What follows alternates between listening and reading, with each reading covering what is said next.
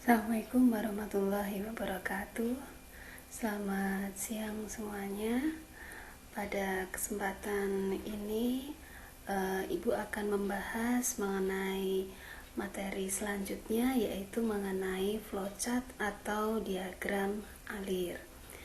Nah, di pertemuan sebelumnya kita sudah pernah membahas sedikit ya mengenai flowchart, di mana flowchart itu bisa digunakan untuk menggambarkan suatu algoritma, tentunya dengan menggunakan simbol-simbol yang sudah ditentukan. Baik, kita lihat. Nah, di sini dikatakan bahwa diagram alur atau flowchart itu merupakan suatu diagram yang menggambarkan susunan logika suatu program. Jadi kalau misalkan kalian membuatkan sebuah program, sebenarnya langkah pertama itu kalian buatkan algoritmanya dulu atau procedure code-nya, kemudian nanti flowchart-nya baru nanti diimplementasikan ke dalam sebuah program. Jadi biasanya kalau program itu harus mengikuti dari flowchart yang sudah kita buatkan. Jadi alurnya nanti seperti apa di flowchart, nanti di programnya juga harus sama. Seperti itu maksudnya. Nah, untuk menggambarkan flowchart ini di sini menggunakan beberapa simbol, banyak simbol ya yang perlu kalian ketahui. Yang pertama ini adalah simbol proses ya, proses bentuknya seperti persegi panjang di sini. Nah, proses ini nanti kalau misalkan kita ada misalkan perhitungan ya, perhitungan atau mendefinisikan sesuatu, nanti kita bisa menggunakan proses, karena proses ini nantinya ini digunakan sebagai pengolah datanya. Jadi ada data yang diinput, kemudian nanti diproses sehingga nanti menghasilkan suatu keluaran gitu. Kemudian di sini input output, simbol input output itu seperti belah ketupat di sini. Nah, kalau untuk input output ini digunakan untuk bisa untuk memasukkan data ataupun bisa juga untuk menampilkan data ya. Jadi untuk input ataupun output kita menggunakan simbol ini.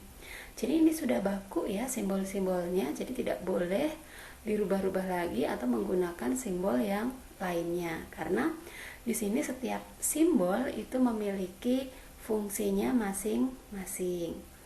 Kemudian berikutnya adalah terminal ya. Terminal ini bentuknya seperti elips ya, dimana ujung-ujungnya ini melengkung. Nah, kalau untuk terminal ini untuk awalan atau akhiran dalam membuat sebuah flowchart. Jadi kalau misalkan kita mau membuatkan flowchart, ini harus ada terminalnya sebagai startnya. Dan kalau misalkan selesai bikin flowchartnya, berarti harus ada end-nya, itu sebagai akhiran untuk selesainya dari flowchart yang akan kita buat ya. Jadi untuk start dan end ini menggunakan simbol terminal. Nah, berikutnya ini ada simbol decision seperti ini, decision ya. Nah, kalau tadi ini bentuknya seperti jajaran genjang ya, kalau yang ini seperti ketupat ya. Kemudian kalau decision seperti ini simbolnya. Kalau decision ini, penggunaan simbol decision ini adalah untuk menguji suatu kondisi. Jadi karena untuk menguji suatu kondisi ini hanya ada dua nilai, pasti hanya ada dua nilai, harus ada semuanya, yaitu ya atau tidak. Kalau ya atau true-nya itu kemana, kalau tidak atau false-nya itu kemana. Jadi nanti kondisi yang akan diuji itu nanti diletakkan di dalam simbol decision ini. Kemudian nanti baru di sini nilai true atau false-nya nanti kemana. Nah, ini makanya disebut dengan percabangan. Kalau untuk percabangan pasti menggunakan ini simbol decision. Nah, nanti untuk materi branching itu sendiri nanti kita akan bahas di materi selanjutnya. Nah, kemudian ini adalah suatu subrutin. Jadi subrutin itu bisa juga dikatakan sebagai suatu modul gitu. Jadi kalau misalkan kita klik ini, misalkan subrutin ini, maka dia akan menuju ke tampilan yang lain gitu. Ya, kalau diklik subrutin ini, misalkan di sini ada klik login, misalkan di sini ada login, subrutin login, maka begitu diklik login di sini, misalkan klik subrutin login, maka dia akan menuju ke tampilan login. Jadi dia akan menjalankan proses dari suatu bagian ya yang sudah ditentukan tentunya. Oke. Nah, berikutnya ini adalah preparation. Nah, preparation ini adalah untuk memberikan nilai awal. Jadi kalau kita mau memberikan nilai awal, kita tambahkan dulu simbol preparation. Berikutnya adalah simbol konektor. Nah, konektor ini ada dua. Ada konektor dan ada on-page konektor. Nah, kalau yang konektor saja seperti ini, simbolnya seperti lingkaran kecil ini digunakan untuk menghubungkan gambar flowchart tersebut, tapi dengan syarat adalah dia masih di halaman yang sama. Tapi kalau misalkan sebagai penghubung flowchartnya ini sudah di halaman yang berbeda, maka kita gunakan ini on-page connector begitu. Jadi kalau misalkan kalian diminta untuk membuatkan flowchart, nah flowchartnya itu mungkin banyak sekali yang dibuatkan. Jadi dalam satu flowchart itu banyak sekali, mungkin tidak cukup dalam satu lembar mungkin ya. Kalau misalkan kalian pindah ke lembar berikutnya atau halaman berikutnya dalam pembuatan flowchartnya itu, nah berarti kalian menggunakan simbol ini on-page connector karena sudah berbeda halaman. Tapi kalau misalkan penghubungnya itu masih di halaman yang sama, ya berarti itu masih kita gunakan simbol konektor ini gitu ya. Mungkin nanti ibu ada contohnya sedikit ya mengenai penggunaan konektor ini biar kalian bisa menggambarkannya. Kemudian simbol berikutnya adalah flow line. Nah, flow line seperti ini, seperti anak panah ya, simbolnya. Flow line ini untuk menghubungkan antar simbol yang ada di dalam flowchart. Ingat, jadi kalau kalian menggambarkan flowchart ini harus ada flow line-nya dan harus jelas anak panahnya ya. Jadi harus jelas anak panahnya itu nanti kemana. Jadi kalau misalkan dari simbol A anak panahnya ke B, berarti itu artinya setelah membaca simbol A terus dia akan menuju ke simbol B gitu. Misalkan dari B anak panahnya menuju ke C, oh berarti setelah dari simbol B dia menuju ke simbol C. Seperti itu. Jadi anak panahnya itu harus ada dan harus jelas kemana. Jadi nggak boleh sebagai penghubung flowchart itu hanya menggunakan garis aja. Itu tidak boleh. Maksudnya apa? Karena kalau misalkan hanya dengan menggunakan garis saja, itu nanti bingung. Ini mau kemana dulu, yang dijalankan yang mana dulu, karena tidak jelas. Karena kalau ada garis berarti ada dua kemungkinan seperti itu. Jadi tidak boleh ya. Jadi kalau mau menggambar flowchart itu anak panahnya harus jelas. Oke? Harus ada anak panahnya intinya. Nah, berikutnya, ini pada dasarnya nih, kalau misalkan membuat suatu diagram alir program komputer, nah ini ada istilah yang namanya IPO, input, proses, output. Jadi kalau kita membuat sebuah program, membuatkan sebuah program, itu biasanya ada IPO ini, input, proses, output. Jadi datanya dimasukkan dulu, kemudian nanti akan diproses, kemudian baru nanti hasilnya bisa ditampilkan ya dalam outputnya tersebut. Nah, ini Ibu ada beberapa contoh mengenai pembuatan flowchart ya. Yang pertama di sini Ibu memberikan contoh untuk menghitung keliling persegi panjang ya. Untuk menghitung keliling persegi panjang ini pseudo code-nya adalah mulai dulu, kemudian masukkan panjang, kemudian masukkan lebar, kemudian baru hitung keliling sama dengan 2 kali panjang plus lebar, kemudian cetak keliling persegi panjang dan selesai. Nah, ini kalau dari ini kan bisa ketahuan mana data yang diinput. Oh, yang diinput nanti ada panjang, ada lebar. Kemudian kalau ada hitung keliling, berarti ini nanti ke proses. Oh, berarti kita nanti kalau membuatkan flowchartnya, berarti nanti untuk perhitungan keliling ini dengan menggunakan simbol proses. Kemudian di sini ada cetak. Oh, ada cetak, berarti menggunakan simbol tadi, seperti halnya simbol input. Berarti input dan outputnya ini nanti simbolnya sama. Jadi ini PC Ducode ini kalau misalkan dibuatkan ke dalam flowchartnya itu nanti seperti ini. Tuh, kalian perhatikan. Jadi yang tadi pertama mulai ini ya. Jadi kalau misalkan dalam membuatkan flowchart itu pasti di sini ada start dulu. Harus ada startnya dulu. Kemudian untuk input tadi menggunakan simbol input ya, ada input panjang, kemudian input lebar ya. Kemudian setelah itu baru hitung keliling. Kalau untuk proses perhitungan berarti kita menggunakan simbol proses di sini ya. Keliling di sini kita tuliskan rumusnya apa tadi yang akan dihitung. Oh, keliling sama dengan 2 kali panjang plus lebar.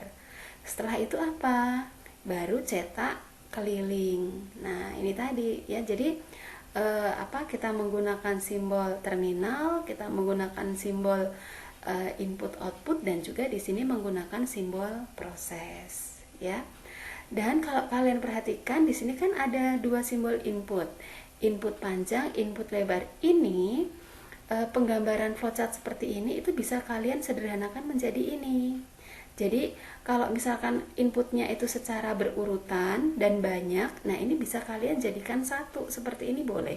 Jadi cukup satu simbol aja di sini input baru panjang koma lebar ya. Ini nggak apa-apa seperti ini ya. Jadi kalau misalkan ini ada inputan data yang lain ya, kalau misalkan masih secara berurutan berarti boleh koma apa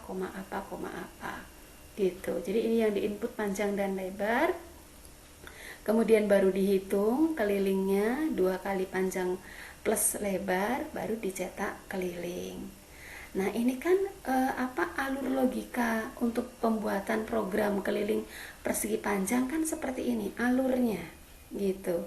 Alurnya kita sudah menentukan seperti ini. Nah, sekarang baru kita implementasikan ke dalam programnya. Nah, ini kalau misalkan dibuatkan programnya dengan menggunakan Python itu seperti ini tuh. Jadi kita tentukan dulu panjangnya ya, masukkan panjang di sini, input masukkan panjang, kemudian lebar di sini masukkan lebar, kemudian tadi hitung kelilingnya, baru cetak kelilingnya. Nanti hasilnya seperti ini. Jadi begitu nanti di programnya di run, kita masukkan panjang misalkan 10, kemudian lebarnya 2. Nah, setelah di sini 10, di sini 2, kan kita terus dibaca di sini, akan dihitung atau diproses di perhitungan keliling ini. Oh, panjangnya sudah diketahui 10. Oh, lebarnya 2. Berarti 10 ditambah 2 berarti 10 ditambah 2 berarti 12. 12 tinggal dikalikan dengan 2. Hasilnya adalah 24. Seperti itu ya. Ini contoh ya, menghitung keliling persegi panjang. Nah, sekarang contoh yang lainnya lagi. Nih, contoh yang lainnya lagi yaitu menghitung luas lingkaran. Nah, untuk menghitung luas lingkaran, kita tahu bahwa untuk perhitungan luas lingkaran itu ada nilai pi. Nah, nilai pi ini kita bisa tentukan terlebih dahulu ya. Pertama kita mulai. Nah, ini kita tentukan nilai pi-nya. Nilai pi-nya berapa? Yaitu 3,14. Setelah itu nanti masukkan jari-jarinya. Kemudian baru hitung luas. Oh, hitung luas apa rumusnya? pi dikali jari-jari dikali jari-jari. Kemudian baru cetak luas lingkaran, baru selesai. Nah ini kan Pseudocode atau algoritmanya nanti kan seperti ini. Nah kita coba sekarang gambarkan dalam bentuk flowchart. Ingat ini ada menentukan nilai pi, berarti kan ini menentukan nilai awal dari pi itu sendiri. Berarti nanti kita menggunakan simbol preparation di sini. Nah, ini tadi kita pertama menentukan nilai pi. Oh, pi di sini sama dengan 3,14. Makanya ini menggunakan simbol preparation. Baru kemudian input jari tadi, input jari-jari tadi dengan menggunakan nama variabelnya adalah jari. Seperti yang sudah ditentukan tadi ya di Pseudocode-nya. Nah, kemudian baru kita hitung luas. Oh, luas sama dengan pi kali jari kali jari. Itu rumusnya. Jadi nanti nilai pi-nya ini akan diisi dengan 3,14 ya. Kemudian baru cetak luas. Nah, seperti ini. Nah, ini kalau misalkan kita implementasikan ke dalam sebuah program, nah nanti seperti ini contohnya. Nah nih, pertama kita tadi menentukan nilai pi-nya dulu, pi sama dengan 3,14. Kemudian menentukan nilai jari-jarinya ya, nilai jari-jari di sini sama dengan input integer input jari-jari. Berarti di sini diminta untuk menginputkan nilai jari-jarinya. Yang diinput nanti akan tersimpan di variabel jari ini. Kemudian diproses luasnya, luas sama dengan pi kali jari. Kemudian baru cetak luas.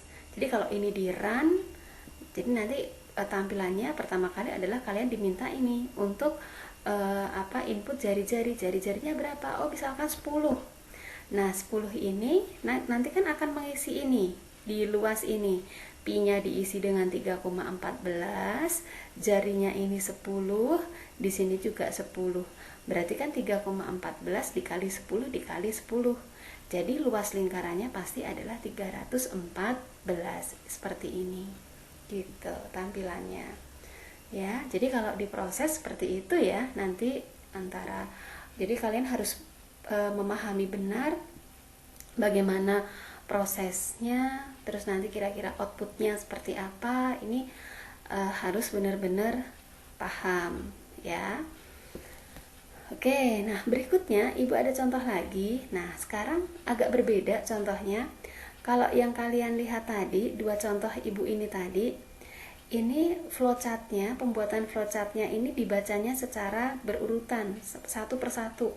Oh, mulai dari start, mulai dari input, kemudian input lebar, kemudian hitung keliling, kemudian cetak, kemudian selesai. Jadi ini strukturnya itu berurutan, ya. Sama dengan yang ini juga strukturnya berurutan. Tapi yang Ibu contohkan berikutnya ini agak berbeda, ya.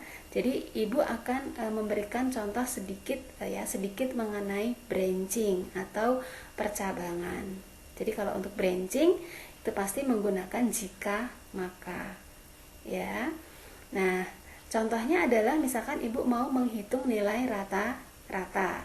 Jadi pertama Pseudocode-nya adalah masukkan dulu nilai pertama, kemudian masukkan nilai kedua, baru kita hitung rata-rata, berarti nanti menggunakan simbol proses ya. Rata-ratanya berapa? Oh, nilai 1 ditambah nilai 2 dibagi 2. Nanti akan rata-ratanya ini akan bisa kelihatan nilainya berapa. Terus kita cetak nilai rata-rata tersebut. Nah, kemudian dari nilai rata-rata yang sudah ada tadi, kita akan uji ya, diuji ya. Kalau misalkan jika rata-ratanya itu lebih besar dari 60, maka nanti diminta untuk menampilkan keterangannya adalah lulus.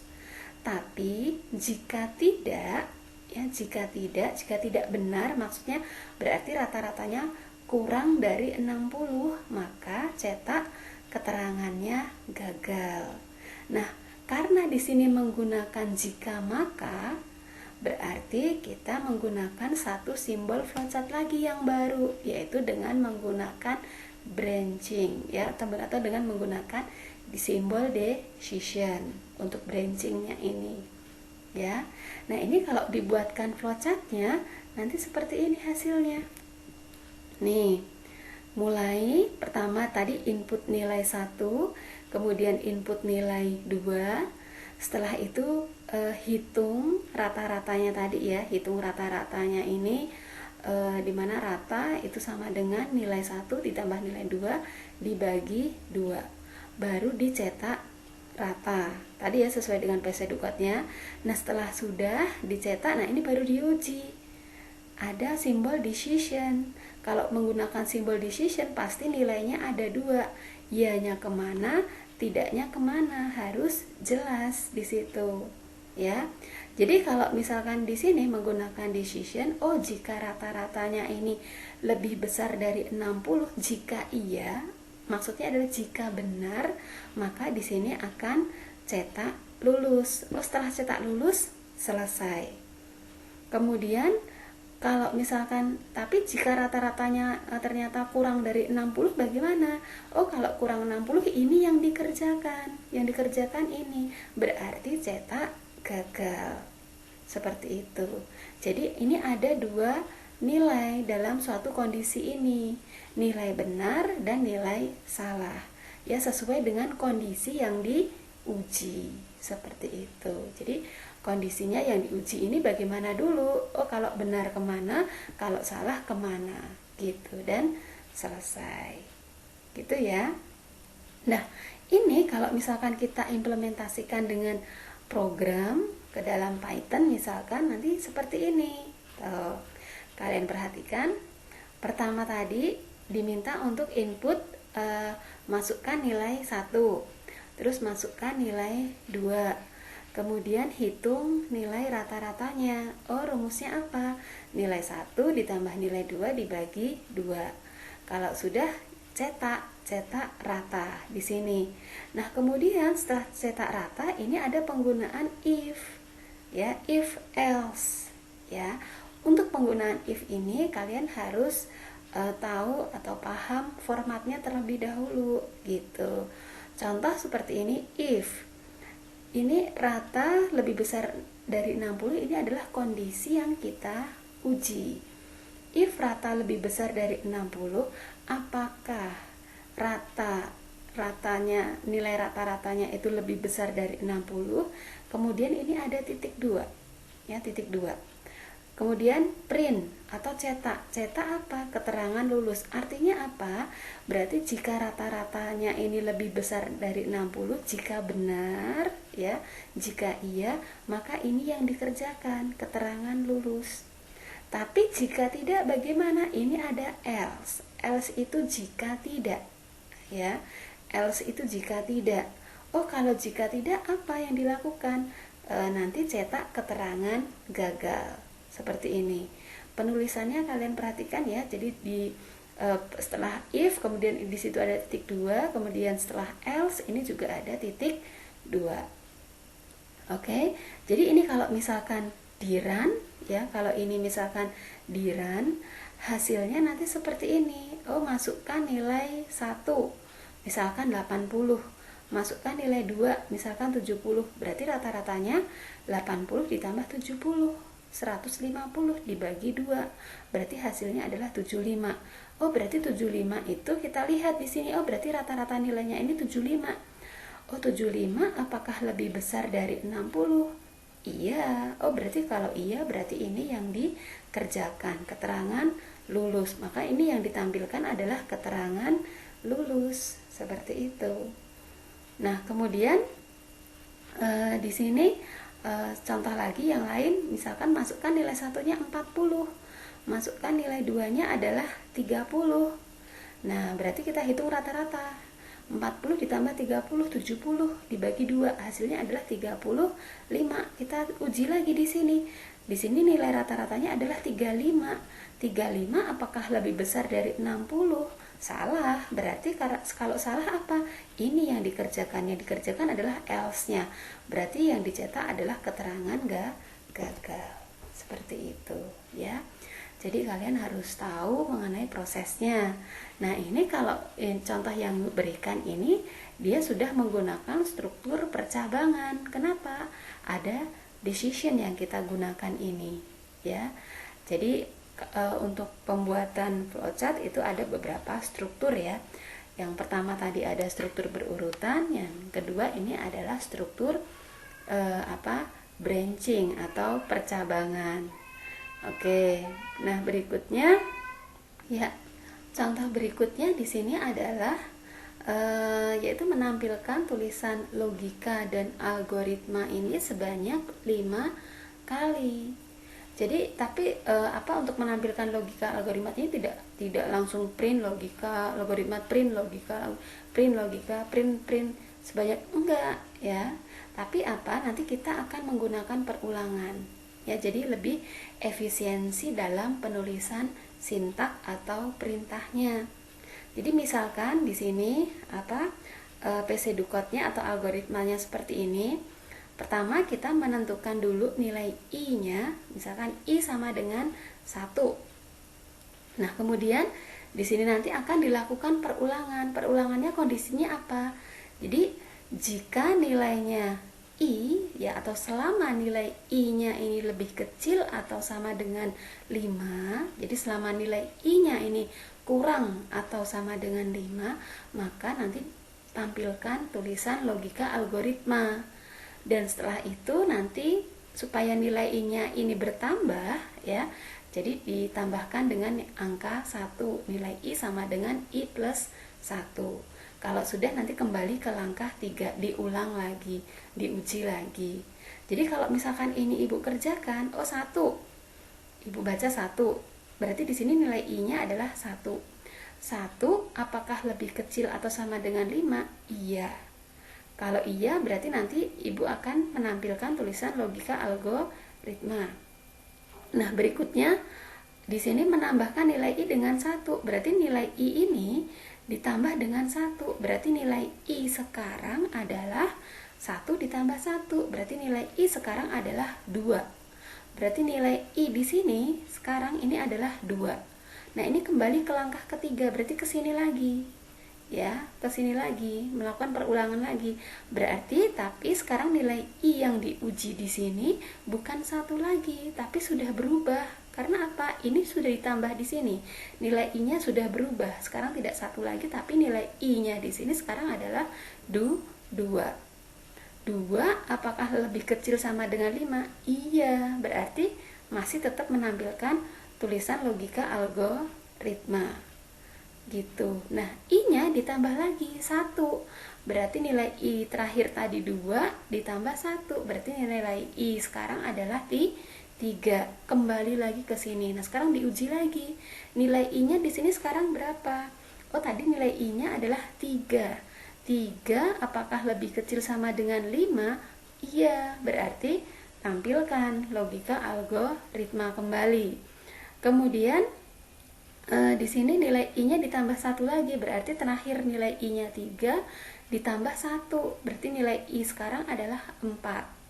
Ya, berarti yang diuji di sini pada saat kembali ke langkah ini, diuji lagi nilai i-nya di sini adalah 4. 4 apakah lebih kecil sama dengan 5? Iya, berarti tampilkan logika algoritma kembali. Kemudian nilai i sekarang tadi 4 ditambah 1, berarti i sekarang adalah 5. 5 berarti sekarang kembali lagi ke sini. Nah, 5 apakah lebih kecil sama dengan 5? Iya, kan sama dengan, ada sama dengannya. Berarti ditampilkan lagi tulisan logika algoritma. Nah, kemudian nilai i sekarang berapa? 5 ditambah 1. Berarti nilai i-nya sekarang adalah 6. Kembali lagi ke sini. Nah, sekarang diuji lagi. 6, nilai i di sini adalah 6. 6 apakah lebih kecil sama dengan 5? 6 apakah lebih kecil sama dengan 5? Kalau 6 apakah lebih kecil sama dengan 5? Berarti kan salah. Berarti kalau salah, berarti ini yang akan dikerjakan. Jika tidak, maka selesai. Karena nilai I-nya karena kondisinya ini bernilai salah, berarti ini langsung selesai. Begitu. Ya, itu prosesnya ya. Jadi kalian harus tahu ya. Oh, benar nggak sih nanti yang ditampilkan nanti hasilnya ini adalah 5 kali gitu. Jadi kalian harus tahu cara menghitungnya itu seperti itu tadi ya. Jadi ikuti algoritma yang sudah dibuatkan begitu. Nah, contohnya seperti ini ya. Misalkan algoritmanya ya. Tadi pertama kali kita tentukan nilai I-nya adalah 1. Berarti kita gunakan preparation ya, preparation. I sama dengan 1 seperti ini. I sama dengan 1. Oke. Jadi terus kemudian di sini menggunakan pengujian 1 apakah lebih kecil sama dengan 5? Kalau iya, berarti ini yang dikerjakan. Oh, cetak logika algoritma, kemudian baru nilai I-nya nanti akan bertambah. I sama dengan I plus 1 gitu. Kalau sudah, dia kembali lagi ke langkah 3, berarti nanti panahnya ke sini. Ini artinya kembali, berarti kita masuk ke sini lagi. Oh, nilai I-nya sekarang yang diuji tadi adalah 2. Dan seterusnya tadi. Ya, sudah Ibu jelaskan tadi ya. Sampai nanti di sini nilai I-nya, kalau misalkan di sini nilai I-nya ini adalah 6, terakhir. Nah, sekarang kembali lagi ke sini. Nah, 6 apakah lebih kecil sama dengan 5? Oh, tidak, jelas tidak. Berarti ini yang dikerjakan, berarti selesai. Nah, ini kalau misalkan kalian buatkan programnya dengan menggunakan Python, nanti hasilnya seperti ini. Nah, programnya seperti ini kalian lihat. Jadi Ibu menggunakan while. Pertama tentukan dulu ya nilai awalnya I sama dengan 1. Kemudian hanya seperti ini aja nanti. While I lebih kecil sama dengan 5. Artinya bahwa selama nilai I-nya itu lebih kecil atau sama dengan 5, maka ini dikerjakan. Gitu. Tapi kalau nilai I-nya itu sudah tidak memenuhi lagi atau sudah lebih besar dari 5, maka dia akan keluar dari perulangan dan itu selesai ya.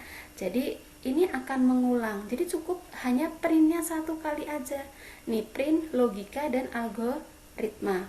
Nanti kalau di run hasilnya ini tuh, tampilannya akan menampilkan tulisan logika algoritma sebanyak 5 kali begitu ya. Nanti perulangan atau looping nanti juga akan kita bahas di pertemuan selanjutnya. Ini hanya sedikit pengenalan saja ya, karena Ibu ingin memberikan gambaran kalian bahwa dalam pembuatan flowchart itu ada beberapa struktur. Tadi ya, ada struktur yang berurutan. Oh, kalau berurutan itu cara bacanya adalah dari atas ke bawah, urut satu persatu. Terus ada yang namanya struktur branching atau percabangan. Kalau struktur branching berarti nanti menggunakan simbol decision tadi ya, iyanya kemana atau tidaknya kemana. Yang ketiga ini adalah ada struktur perulangan atau looping. Kalau looping berarti nanti ada dia akan kembali lagi ke langkah sebelumnya. Nah, ini seperti ini. Ini kan struktur perulangannya kan di sini. Begitu. Jadi begitu selesai perulangan di sini dengan kondisinya tidak terpenuhi, maka dia akan keluar dari perulangan dan selesai. Begitu. Oke. Ini ya tambahan dari Ibu. Nah, ini ada salah satu contoh lagi. Nah, ini salah satu contoh lagi. Ini kalau misalkan nanti kalian sudah memasuki semester 6 ya, kemudian kalian diminta untuk membuatkan program ya. Nah, membuatkan program, kemudian dari program itu nanti kalian diminta untuk membuatkan flowchartnya. Biasanya kalau program yang dibuat nanti untuk tugas akhir itu biasanya lebih kompleks lagi gitu ya, karena lebih kompleks lagi kan berarti semakin banyak lagi flowchart yang akan dibuat ya. Ini contoh misalkan ini tampilan untuk menu utamanya seperti ini. Misalkan Ini contohnya adalah program simpan pinjam pada Koperasi Karya Mandiri Bogor. Nah, ini ada beberapa pilihan, ada file, ada master, ada transaksi, ada laporan, kemudian ada untuk lain-lain di sini. Nah, ini nanti akan dijabarkan satu persatu. Nah, ini contoh, ini hanya contoh dulu aja ya, contoh ya. Ini kalau misalkan dibuatkan flowchartnya itu seperti ini. Tuh. Tadi ya, pertama kan di menu utamanya ada pilihan file, menu master, transaksi, laporan, lain-lain. Kemudian di sini, jika kita pilih file, nah jika kita pilih file, maka di situ di dalamnya ini ternyata ada pilihan lagi, ada sub menunya. Ada logout dan ada keluar. Kalau misalkan kita misalkan klik logout, nanti dia akan menuju ke subroutine login. Maksudnya begitu, diklik logout, jika iya, nanti dia akan menuju tampilan login. Jika tidak, berarti nanti dia akan keluar. Nah, ini di sini maksudnya apa? Di sini menggunakan penghubung jika tidak ya. Jika tidak, apakah mau keluar? Jika tidak keluar, berarti nanti kembali ke sini. Ini adalah menggunakan simbol penghubung konektor tadi. Berarti kalau untuk menggunakan konektor kita harus kasih labelnya ya, bisa angka, bisa huruf. Kalau di sini menuju satu ada di mana? Ternyata satu di sini, berarti itu artinya setelah dia keluar. Apakah keluar? Tidak. Berarti kalau tidak keluar, berarti dia langsung menuju ke sini ya, membaca ini lagi, mulai lagi gitu ya. Nah, begitupun juga dengan yang lain. Di sini ada master data. Pilihannya apa? Ada anggota, ada pengguna. Jika dia milih anggota, dia nanti akan menuju ke form anggota. Jadi nanti ada tampilan anggota sendiri. Jika dia ke pengguna, nanti dia akan menuju ke form pengguna. Nanti juga ada tampilan form pengguna itu sendiri. Gitu ya, dan seterusnya. Nah, ini kalau dibuatkan flowchartnya ternyata nggak cukup dalam satu halaman. Karena ini tidak cukup dalam satu halaman, makanya ini menggunakan penghubung di sini, yaitu dengan menggunakan on page connector tadi. Di sini A, di sini B penghubungnya. Nah, berikutnya contohnya adalah, ini adalah kelanjutan dari flowchart yang dibuatkan sebelumnya. Ini nanti akan masih berlanjut di halaman berikutnya.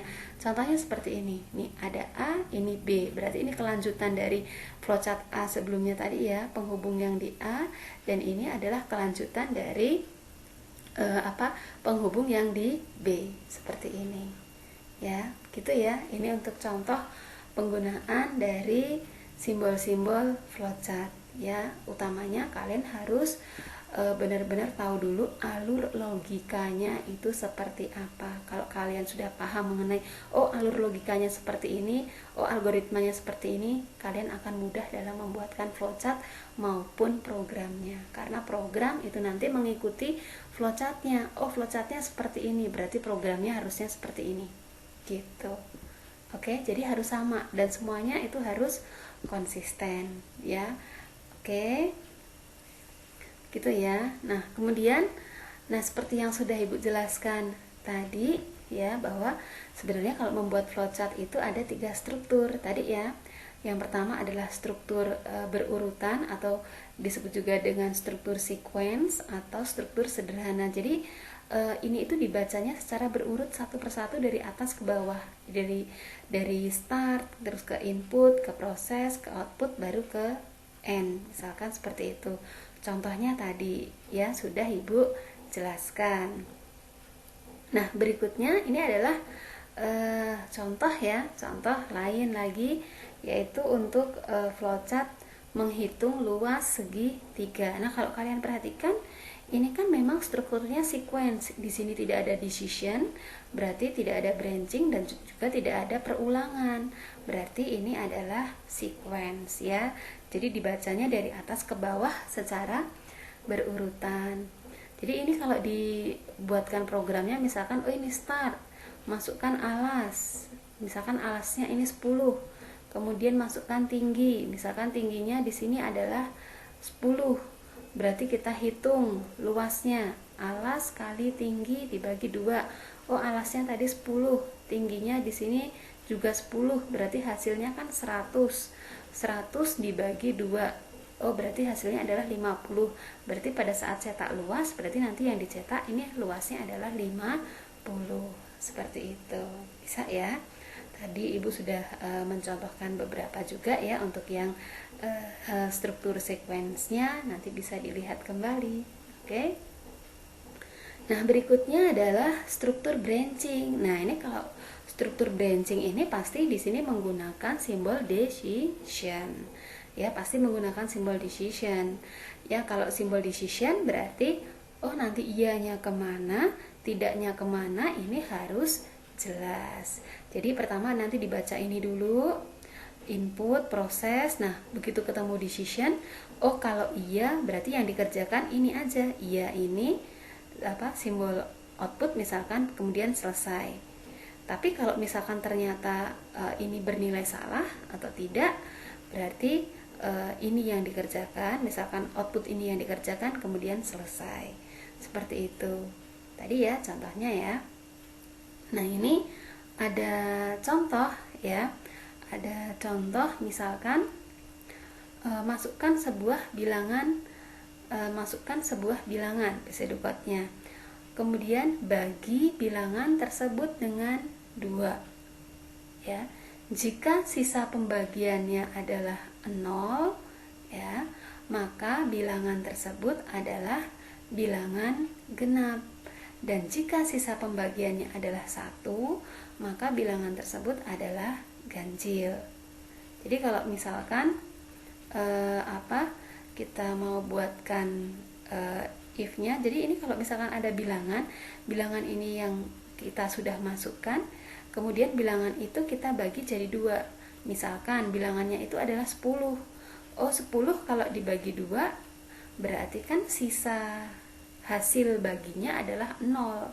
Oh, berarti kalau sisa hasil baginya adalah 0, berarti dia merupakan bilangan genap. Gitu, berarti ini yang dikerjakan. Ya, jika kondisinya bernilai benar. Ingat, kalau menggunakan sisa hasil bagi, kita harus menggunakan operator aritmetik modulus, ya, menggunakan prosen. Nah, kemudian jika misalkan kita masukkan nih, misalkan bilangannya adalah 9. Oh, bilangannya adalah 9. 9 dibagi 2 berarti 9 dibagi 2 berarti sisa hasil baginya berapa? Oh, sisa hasil baginya itu misalnya di situ ya, sisa hasil baginya adalah 1. Berarti kalau di sini sisa pembagiannya adalah 1, berarti bilangan tersebut adalah bilangan ganjil. Seperti itu. Itu cara kerjanya ya. Oke. Nah, ini nanti algoritmanya kalau misalkan kita buatkan seperti ini ya. Kemudian flowchartnya. Nah, ini flowchartnya. Tadi masukkan bilangan bulat, kemudian bilangan dibagi 2 dengan menggunakan operasi modulus, berarti bilangan ini modulus 2. Baru nanti apakah sisa baginya itu sama dengan 0? Kalau sama dengan 0 berarti kalau benar berarti ini yang dikerjakan. Oh, bilangannya genap. Oh, kalau salah bagaimana? Kalau salah atau tidak berarti bilangan ganjil ini yang akan dikerjakan. Begitu ya. Oke, misalkan contohnya ya, misalkan kalau kita buatkan ke dalam programnya bagaimana, apakah bisa atau enggak gitu, coba ya. Ya, oke. Jadi Ibu lanjutkan kembali. Jadi kalau kita masuk ke dalam Python dan misalkan tadi ya dari algoritma tadi, kalau misalkan kita buatkan ke dalam programnya, sekarang kita buktikan nih ke dalam programnya apakah benar sih algoritmanya. Kalau seperti itu nanti hasilnya seperti ini gitu. Tadi ya bilangan kita tentukan dulu, kita masukkan dulu bilangannya. Kemudian tadi di sini Ibu ada variabel yaitu namanya sisa bagi, di mana sisa bagi ini isinya rumusnya adalah bilangan ini tadi modulus 2. Nah, kemudian baru, apakah sisa baginya ini sama dengan 0? Oh, jika iya, berarti tadi ya, sisa hasil baginya nanti akan Ibu tampilkan dulu di sini, kemudian baru menampilkan bilangan genap. Kalau ini benar. Tapi kalau salah berarti nanti ini yang dikerjakan, sisa hasil bilangannya nanti sisa hasil baginya tadi akan ditampilkan, kemudian akan menampilkan bilangan ganjil ya. Kita coba run, apakah hasilnya sama. Nah, ini misalkan masukkan bilangan, misalkan Ibu memasukkan 10, berarti kan yang Ibu inputkan di sini 10, berarti bil di sini 10 modulus 2. 10 modulus 2 itu berarti di sini pasti hasil baginya adalah 0. 0 sama dengan 0. Oh, berarti benar. Kalau benar berarti harusnya tampilannya ini. Kita lihat, enter. Nah, kalian perhatikan sisa hasil bilangannya adalah 0 dan ini merupakan bilangan genap. Benar ya? Ibu satu lagi contohnya. Kalau itu benar maka yang dikerjakan ini ya. Kemudian kalau misalkan Ibu memasukkan nilainya 9. Kalau 9 berarti 9 modulus 2. Berarti sisa hasil baginya adalah 1. Berarti sisa baginya ini 1. 1 apakah sama dengan 0? Oh, tidak. Berarti ini yang dikerjakan, else-nya. Kita lihat. Nah, ini kan sisa hasil bilangannya adalah 1 dan dia merupakan bilangan ganjil. Oke? Gitu ya. Ini contohnya ya.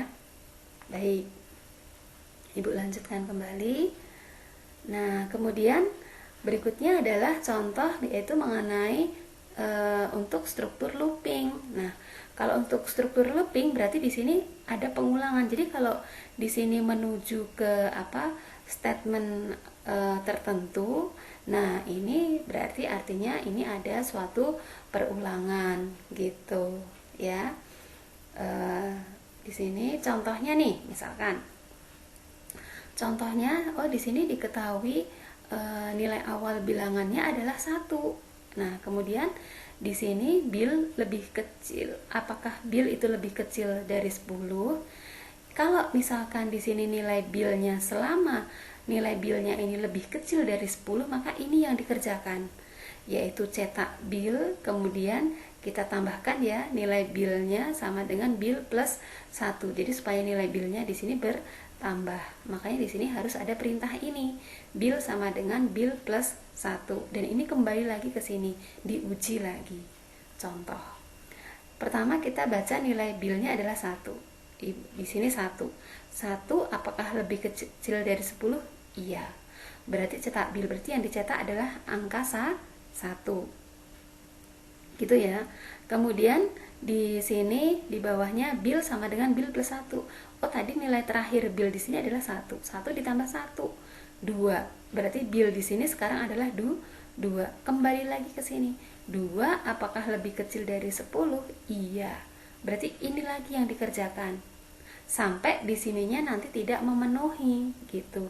Kalau misalkan di sini nilai bilnya sudah 10, misalkan di sini nilai bilnya adalah 10 apakah lebih kecil dari 10? Tidak. Ya, tidak. Berarti kalau tidak bagaimana? Stop. Ya, atau end. Ya, atau selesai. Nah, benar nggak sih kita coba di programnya nanti tampilannya seperti apa gitu. Ya. Oke. Nah, oke. Jadi misalkan di programnya ini ya, bil sama dengan 1 tadi ya, kemudian kita masuk ke perulangannya tadi. Apakah bil lebih kecil dari 10? Jika iya berarti print bil, cetak bil. Bil sama dengan bil plus 1. Nah, ini kalau kita run ya, kalau kita run, nah ini kalian perhatikan, nah nanti akan menampilkan angka mulai dari 1 sampai dengan 9. Karena begitu nanti nilai bilnya ini 10, dia langsung keluar dari perulangan. Kenapa? Karena sudah kondisinya sudah tidak sesuai. Nih ya, tampilnya 1 sampai dengan 9. Seperti itu. Oke? Gitu ya. Ya. Jadi itu adalah contoh dari penggunaan berulangan ya. Ya, flowchartnya, cara proses kerjanya nanti akan kita bahas lebih dalam lagi nanti di pertemuan selanjutnya. Oke? Ya. Nah, kemudian ini ada salah satu flowchart seperti ini. Jadi menentukan bilangan terbesar dari tiga bilangan yang diinputkan. Ya, misalkan di sini algoritma pertama adalah berapa, masukkan bilangan pertama, kedua, ketiga, dan seterusnya. Oke, untuk pembahasan menentukan bilangan terbesar dari tiga bilangan yang diinputkan ini nanti akan Ibu jelaskan di ini ya, di bagian selanjutnya. Jadi Ibu cukupkan ini dulu pembahasan di bagian ini ya.